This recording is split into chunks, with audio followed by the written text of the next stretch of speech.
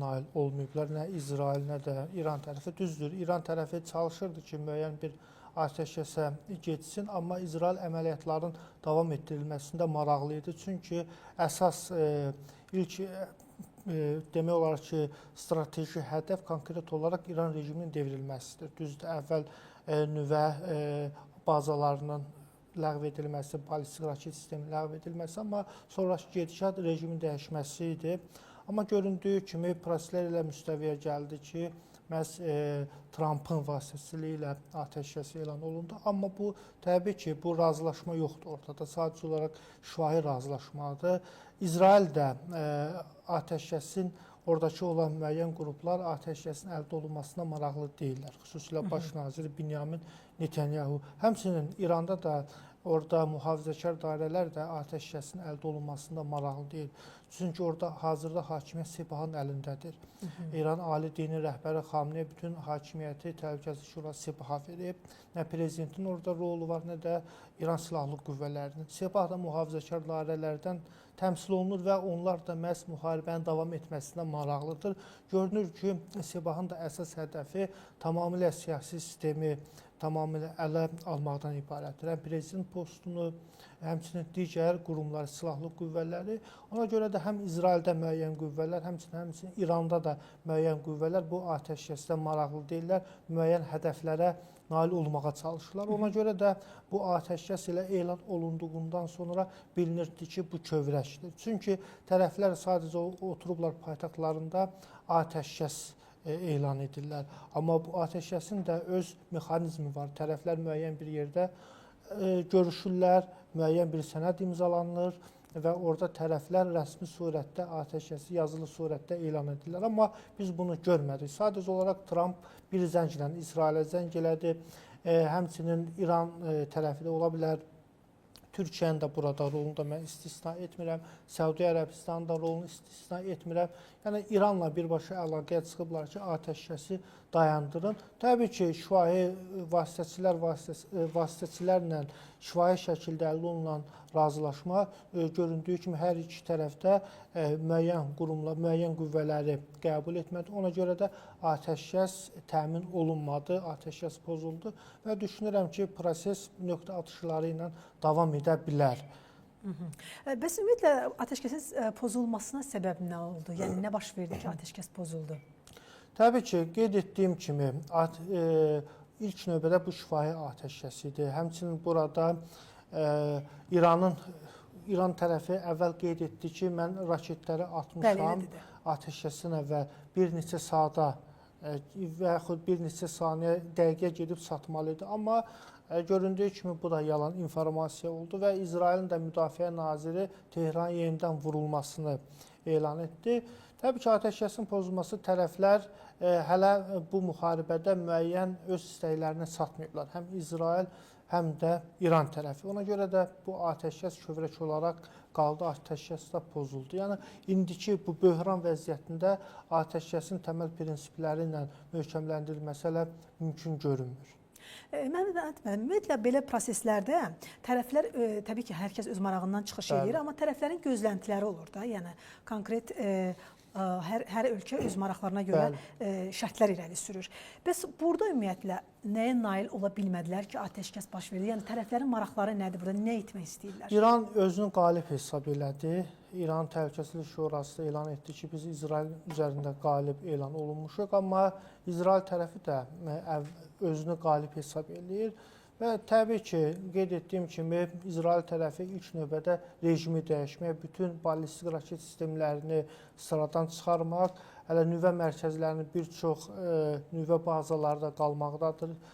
Təbii ki, Fordo və digər İsfahandakı və digər regionlarda olan nüvə bazaları sıradan çıxarılsa da, amma digər mərkəzlərdə, xüsusilə Xorasan istiqamətində nüvə bazalarında olması istisna edilmir. Həmçinin ballistik raket sistemləri tamamilə sıradan çıxarılmayıb. Həmçinin İranda sistemin hakimiyyətinin dəyişməsi İsrailin prioritetidir.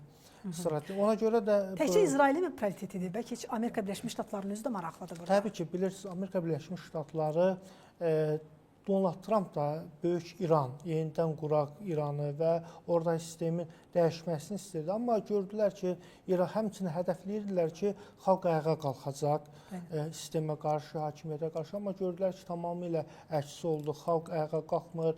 Tehran küçələrində anti-İsrail, anti-Amerikan şüarlarına etirazlar formalaşırlar və bunlar hesab edirdi ki, bu bombardmanla xalq ayağa qalxacaq.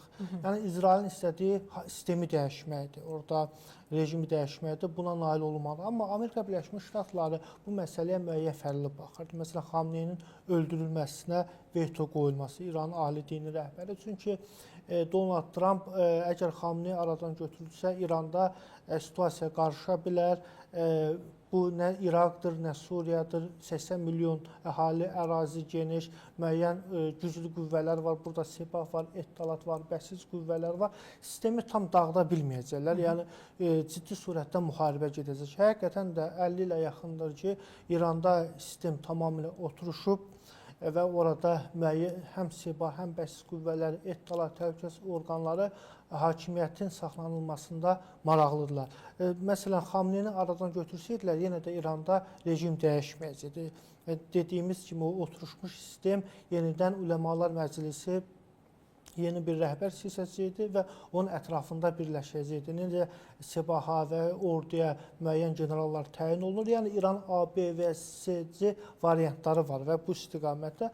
Ona görə də İsrail tərəfi rejimi hədəfli dəyişmək, amma bunu Amerika ilə eləmək istəyir. Amerikada dediyim kimi burada fikir ayrılıqları var və bu məsələdə Amerika çox ciddi şəkildə xaosa getmək istəmir. Bu istiqamətdə ola bilər ki, müəyyən vaxt götürür, müəyyən planlar hazırlanır və bu planlar da ola bilər ki, müəyyən Kürd qruplarını silahlandırsınlar, Qərbi Azərbaycan Ostanında, Urmiyada və həmin qruplarla İranda müəyyən silahlı çaxnaşmalar, Bəluclar vasitəsilə Bəlucistanda, həmçinin Əhvazda ərəblər vasitəsilə daxildə müəyyən bir terror, sabotaj, təxribatlarla bu prosesi aparsınlar. Bunu da mən istisna etmirəm. Ola bilər ki, İsrailin və Amerika Birləşmiş Ştatlarının bir variantı bundan ibarətdir ki, daxildə Kürdləri silahlandırsınlar, Bəlucları dediyimiz kimi Əhvazları. Çünki indiki mərhələdə bombardman İranın demək olar ki, nüvə sistemini sıradan çıxartmaq,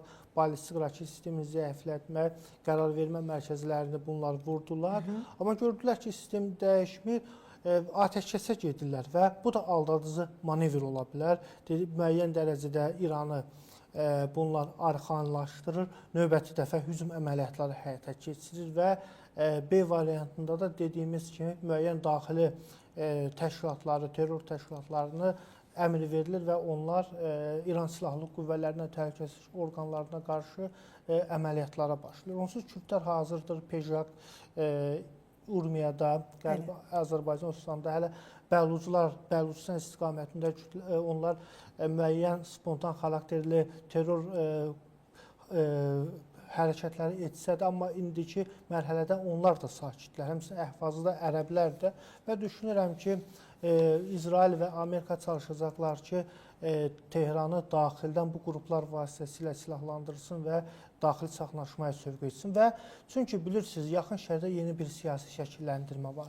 İsrailin də, Amerika Birləşmiş Ştatlarının da əsas hədəfi İranda sistemi dəyişməkdir. Təbii ki, bu 10 günə, 15 günə və yaxud bir aya mümkün deyil. İranda sistem dəyişməlidir. Bu İsrailin də, Amerikanın da strateji planıdır. Çünki Suriyada, İraqda sistem rejimlər dəyişib, İsrailə problem yaradan Amerikan yaxın şərq siyasətini sabotaj edən dövlətlər və növbəti mərhələdə 2025-ci ildə İran idi. Yəni də İranın proksi qüvvələrini sıradan çıxartdılar və növbədə İrandır. Və düşünürəm ki, İsrail, Amerika boş oturmayacaq, İran tamamilə bunlar nəzarətdə saxlayacaqlar, imkan verməyəcəklər ki, öz balistik raket sistemlərini inkişaf etdirsin, yeni hərbi bazalar qurulsun. Yəni da əvvəlki İran olmayacaq. Bəli, artıq yeni bir zəif və yalnız öz daxili problemləri ilə məşğul olan İran olacaq, regionda öz geosiyasi ambisiyalarla geri çəkiləcək. Amerikanın da görmək istədiyi məhz bu İrandır. Həmçinin Donald Trump da İranla neft-qaz anlaşmasına getmək istəyir. Əsas müharibəni də başlamasında da səbəblərindən də biri Donald Trump İranın neft və qaz yataqlarına pay almağa çalışır. İran da buna getmək istəmir və düşünürəm ki, növbəti mərhələdə konfidensial danışıqlar aparılacaq. Ola bilər Türkiyənin vasitəsilə, Səudiyyə Ərəbistan vasitəsilə. Əgər İran Amerikaya neft qazdan pay verməsə Donald Trumpa, İranda daxili sabotaj, daxili terror hərəkətləri davam edəcək. Amerika Birləşmiş Ştatları kürdləri, bəlucları, ərəbləri silahlandıracaq. Baxın, hazırda Türkiyə bir məlumat belə yayıb ki, ümumiyyətlə onlar İsraillə İranı atəşkəsə səsləyiblər.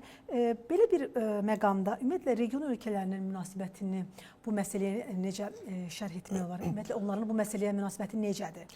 Təbii ki, bilirsiniz, Türkiyə yaxın şərqin aparıcı dövlətlərindən birincisidir və təbii ki, İranın zəifləməsi Türkiyənin də geosiyasi maraqlarına uyğundur. Amma bu mərhələdə məhz ABŞ və İsrail tərəfindən bu bombardmanın həyata keçirilməsi, orada kürdlərə stavka verilməsi təbii ki, Türkiyəni də ciddi narahat edir. Çünki İranın, Amerika Birləşmiş Ştatlarının da, İsrailin də əsas hədəfi məhz yeni bir kürd dövləti qurmaqdan ibarətdir. Qərbi İranın da müəyyən parçalanması da bu plana daxildir. Türkiyə bundan narahatdır. Amma Türkiyə təbii ki, burada müəyyən dərəcədə bu məsələdə İsraili çox şəkildə qınadı və Türkiyə çalışır ki, müəyyən bir sülh olsun, təhlükəsiz təmin olunsun. Çünki İranın da müəyyən güclənməsi də Türkiyənin əleyhinədir. Bəli, bəli. Amma müəyyən bir öz daxili problemlərinlə yaxın şərqdə öz proksi qüvvələri yaratmamaq, yalnız İran öz daxili problemləri ilə idarə olunan bir dövlət kimi Türkiyəyə məqbuldur. Zəif İran. Ona görə də Türkiyə çalışır ki, burada sülh olsun, təhlükəsiz təmin olunsun. İraqdır, Suriyadır, bunlar dövlət sistemi hələ ki yoxdur. Qaldı Səudiyyə Ərəbistandır, Qətərdir, Bəhreyndir. Təbii ki, bunlar təhlükəsizin təmin olunmasına, atəşkəsin əldə olunmasına maraqlıdırlar. Çünki Hörmüz boğazı bağlanarsa, onların neft ehtiyatlarının çıxışı bloklana bilər və bu da onların iqtisadiyyatına çox böyük zərbə vurur. Ona görə də Qətərdə, Bəhreyndə, Omanda, Səudiyyə Ərəbistanda, Küveytdə bunlar atəşkəsin təmin olunmasına maraqlıdırlar və bu məsələdə müəyyən dərəcədə neytrallığını qoruyub saxlayırlar. İsrailin də üzərinə bir o qədər gedə bilmirlər, çünki ABŞ-dan çəkinirlər. İranla da münasibətləri yüksək səviyyədə də olmasa, indiki orada da ki, müharibə bunlara da müəyyən qədər ciddi mənfi nəticələri ola bilər. Yəni, bunlar da müəyyən dərəcədə neytral mövqe sərgiləyiblər bu məsələdə. Bəs Qərb ölkələrindən bağlı nə deyə bilərsiniz? Təbii ki, Qərb ölkələri Fransadır, Böyük Britaniyadır, Almaniyadır. Burada İsraili çox ciddi şəkildə dəstəklədilər. İranın nüvə silahı əldə olunmamasını onlar da öz mövqelərini ortaya qoyublar. Güclü İran, təbii ki, Avropa İttifaqını da ciddi şəkildə narahat edir. Avropa İttifaqı da yeni bir güc olaraq yeni dünya siyasi nizamında öz geosiyasi mövqelərini möhkəmləndirməyə çalışır. Yaxın şərqdə məhz Avropa İttifaqda, Avropa ölkələrdə bu məsələdə ABŞ-dan eyni mövqedən çıxış elədi İrana qarşı və həmçinin Donald Trump da bu məsələdə Böyük Britaniyanın da, Almaniyanın da, Fransanın da istəyirdi ki, dəstəyin alsın. Bu dəstək də alındı. Çünki İranla da bu üçlü ölkə arasında nüvə danışıqları aparıldı, amma nəticəsiz başa çatdı. Amma bu o deməkdir ki, bu məsələdə Amerika Birləşmiş Ştatları və Avropa ölkələri müəyyən bir koordinasiyalı fəaliyyət göstərirlər. Və düşünürəm ki, Avropa İttifaqının da regionda öz siyasi məqsəd, iqtisadi, siyasi, hərbi məqsədləri var və bunlar da Amerika ilə koordinasiyalı olunur, İsrail ilə koordinasiyalı olunur. İran da güclənməsinin əleyhinədirlər. Çünki bilirsiniz, ABŞ-ın və Qərbin Hindistandan keçməklə, Hindistandan gəlməklə Səudiyyə Ərəbistanı, İsraildən keçəcək bir dəhliz var. Baharat dəhlizi, o beynəlxalq dəhlizdir. Bu yeni bir siyasi iqtisadi nizamında Qərblə Şərq arasında formalaşacaq böyük bir layihədir. Bu müharibələr də məhz dəhlizlər uğrundadır. Nəqliyyat yollarının nəzarət uğrunda mübarizənin də bir hissəsi kimi də qiymətləndirmək olar. Məhz Qəzzada 2023-cü il oktyabr hadisələri rahat dəhlizi gündəmə gəldikdən sonra Həmas İsrailə hücum elədi. Məhz İranın təhrikinə. İran istəmirdi ki, yeni bir dəhliz ondan kənar həyata keçirilsin. Təbii ki, Rusiya da bunun əleyhinə idi və düşünürəm ki, Qərbdə yeni bir dəhlizin açılmasında maraqlıdır bu prosesdə. Ona görə Qərb də bu məsələdə məhz İsrailin, Amerikanın yanındadır. Məhəmməd müəllim, biz bilirik ki, ümumiyyətlə uzun illərdir ki, Amerika Birləşmiş Ştatları İrana sanksiyalar tətbiq edir. İran hər cəhddən çalışır ki, bu sanksiyalar aradan qaldırılsın, amma bir ortaq məxrəcə gəlmək mümkün deyil. Hansı addımlar atıla bilər ki, o sanksiyalardan xilas olunsun? Təbii ki, ilk növbədə nüvə və ballistik sistemdən imtina etməlidir. Proksi qüvvələri tamamilə onlara dəstək verməkdən geri çəkilməlidir. Yəməndə Husilərə dəstək verməkdən, İraqda Həşd Şabi qüvvələri dəstək verməməlidir. Suriya siyasətindən geri çəkilməlidir. Orada da yenidən Fatimiyun bir terror təşkilatı yaratmağa yenidən cəhd edir. Hizbullaha dəstəyi tamamilə kəsməlidir. Həmçinin Həmasa və Afrika açılımı var İranın. Somalidə onları yenidən hərbi təlimatçılar göndərirlər. Hind okeanı, orada da nəqliyyat yolları var. İran çalışır ki, o yollara da nəzarət etsin Qırmızı dəniz üzərindən. Və göründüyü kimi İran da öz ənənəvi imperialist yaxın şərqdə öz ambisiyalarını həyata keçirməyə çalışır və bu da təbii ki, ABŞ-ın ciddi şəkildə geosiyasi, hərbi və iqtisadi maraqlarını təhdid edir. Amerika deyir ki, bunlardan geri çəkir və mən sanksiyalar aradan qaldırıb. Məhz İran tərəfi də həmin siyasətindən geri çəkilmədiyi üçün bu sanksiyalarda qüvvədə qalacaq. Düşünürəm ki, bu indiki mərhələdə əgər Amerika Birləşmiş Ştatları ilə İran arasında mütləq danışıqlar aparılacaq nüvə məsələsinə. Əgər nüvə məsələsində, həmçinin ballistik raket məsələsində proksi qüvvələri dəstəkləmək məsələsində İran geri çəkilsə, təbii ki, Amerika Birləşmiş Ştatları sanksiyaları aradan qaldıra bilər. Necə Suriyada müəyyən sanksiyaları aradan qaldırdı. Bir məsələni də soruşmaq istəyirəm. Siz bilirsiniz ki, dünənləri Putinlə İranın Xarici İşlər Nazirinin görüşü oldu. Bu görüşdən sonra dərhal sonra atəşkəsin imzalanması məsələsi gündəmə gəldi, hətta imzalandı. Az öncə qeyd etdiyimiz kimi 3 saatdan sonra yenidən atəşkəs pozuldu. Bəzi belə deyək ki, mətbuat yazır ki, hətta belə Rusiya mətbuatının özündə də belə bir məlumat var ki, əslində burada məqsəd bu iki görüş o qədər də belə deyək ki, Avropa dairələrində, Amerika Birləşmiş Ştatlarının özündə xoş qarşılanmadı. Çox narahatlar onlar bu görüşün keçirilməsindən bağlı. Çünki əslində onların fikri Rusiyanı təkləməkdir. Siz necə düşünürsünüz? Təbii ki, bilirsiniz, Rusiya ilə İranın yaxınlaşmasının elə qarşısını almaqdır Qərbin. Konkret olaraq, məhz İranın Ukrayna cəbhəsində Rusiya ilə eyni mövqedən çıxış etməsi, bu Qərbə qarşı eyni cəbhədir. Təbii ki, bu əməliyyatlar da məhz İranı tamamilə Rusiyadan qopardmaq idi. İran Xarici İşlər Naziri Ərakçının Rusiya səfəri, təbii ki, mən düşünürəm ki, heç bir müsbət diplomatik uğur olmadı. Sadəcə olaraq getmişdi köməyə. Putində heç bir dövlət eşitmir, nə Qərb, nə də Amerika, Rusiya-Ukrayna müharibəsi onların arasında böyük bir problemdir. Yəni, Rusiyanın da hər hansı bir dəstək verəcəyi də yoxdur. Sadəcə olaraq xoş arzularını çatdırmağı xahiş elədi və İranın Xarici İşlər Naziri Ərakçının diplomatik, son günlərdə diplomatik səfərləri İran üçün hər hansı bir müsbət nəticə vermədi. Məhz Rusiya səfərində də. Təbii ki, Rusiya İrana onu deyə biləcəkdi ki, nüvə Rusiya daşı, deməli, sentrifuqaları Rusiya daşı və bununla da atəşkəs əldə olunsun. Rusiya İrana hər hansı bir silah verəcək gücdə deyil, çünki Rusiyanın da kifayət qədər silaha sursada ehtiyac var. İran özü Rusiya ballistik raket və şahid puaları verirdi. Ona görə də sadəcə olaraq bu səfər bir görüntü xarakterlidir. İran çalışırdı ki, Qərbə də bir mesaj versin ki, Rusiya onun yanındadır və Rusiyadan da istədiyi real dəstəyi ala bilmədi. Təbii ki, Rusiya istəsəydi İrana tamamilə real dəstək verə bilərdi. Yalnız onun Rusiya-Ukrayna müharibəsində Rusiya Qərbə qarşı ikinci cəbhədə olmaq istəmədi. Ona görə də Ərakçının da bu səfəri düşünürəm ki, müsbət nəticələnmədi. Aha. Deməli, ötən gün Amerika Birləşmiş Ştatları İrana qarşı belə deyək ki, hücumlara başladı. İsrailə belə deyək ki, hücumlara qoşuldu. Bu gün isə belə bir məlumat yayıb ki, daha doğrusu İsrailin İran ərazisinə zərbələr endirməməyə çağırıb. Məsələn, biz normalda qeyd edirik ki, İsraillə eyni bir pozisiyanı tutur Amerika Birləşmiş Ştatları. Bu gün isə hətta ötən gün dedik ki, atəşkəsin imzalanmasına təşəbbüs göstərdi. Bu gün də bildirdi ki, İsrailə çağırış edib ki, bəs zərbələr endirməyin. Burada hətta bir belə deyək ki, ironik bir yanaşma da var. İstəyirəm onu belə olduğu kimi diqqətə çatdırım. İsrail bomba atmayın, İsrailə müraciət edərək belə deyir. Əgər bunu etsəniz, bu ciddi pozuntu olacaq.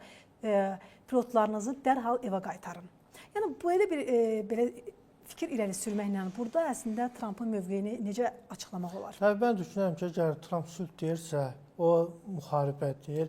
Əgər atəşkəsə əməl edin deyirsə, deməli, hələ ki müəyyən qədər İrana qarşı hərbi əməliyyatlarda cəza mexanizmini davam etdirir. Mən bunu belə tərcümə eləmək istəyirəm Trumpın bu yanaşmasına. Çünki indiyə kimi onun apardığı siyasət, verdiyi mövqe tamamilə əksini sübut edir. Məsələn, 2 həftəlik diplomatik bir vaxt vermişdi İrana, amma 2 gündən sonra İranı bombaladı. Bəli. Yəni, bu müstəvidə də düşünürəm ki, Trumpın indiki mövqeyi bir saat belə, yəni böyük bir dövlət, Amerika Birləşmiş Ştatlarının prezidenti kimi böyük bir dövlətə başçılıq edəsən, bir saatdan bir mövqeyi dəyişəsən və əks dediyinlə əməlin üst-üstə düşmək, bu müəyyən suallar doğurur və müəyyən proqnozlarda çətinləşdirir. Həqiqətən bu çox çətindir. Təbii ki, Amerika prezidenti öz ciddi şəkildə siyasi iradə ortaya qoyarsa, praqmatik, real olaraq İsrailə bir zənglə konkret olaraq İsrail atəşkəsi dayandıra bilər. Çünki İsrailin İrana atdığı bombalar və uçan təyyarələrdə hamısı Amerika Birləşmiş Ştatlarındır.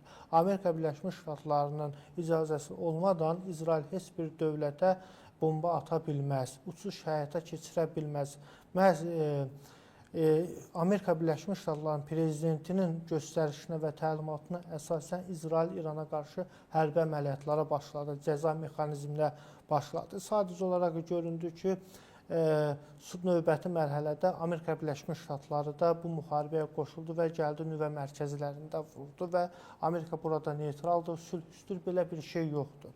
Bu müharibə məhz Amerika Birləşmiş Ştatlarının müharibəsidir, İsraildən ciddi şəkildə istifadə edir, cəza mexanizmi kimi və bu prosesdə sadəcə olaraq Donald Trumpın da atəşkəsi dayandır İsrailə, sadəcə olaraq vur demək kimi də xarakterizə edirəm.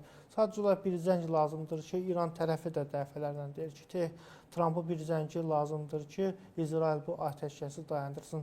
Baxırdım, kütləvi informasiya vasitələrində də gedir, tonlarla silah-sursat, aviabombalar İsrailə gəlir.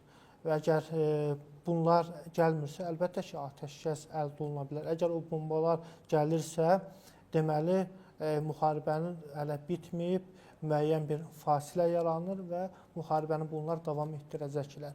Amerika Birləşmiş Ştatları dediyim kimi İranı tamamilə əldən salmaq və kapituliyasiya imza attırmaqdır, neft-qazdan pay almaqdır. Amerika Birləşmiş Ştatlarının əsas planı ondan ibarətdir.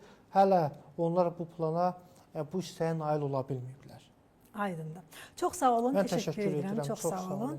Qeyd edim ki, biz İsraillə İran arasında razılaşdırılan belə deyək ki, atəşkəsin pozulması məsələsini müzakirə etdik. Qonağımız isə siyasi şərhçi Məhəmməd Əsədullazadə idi.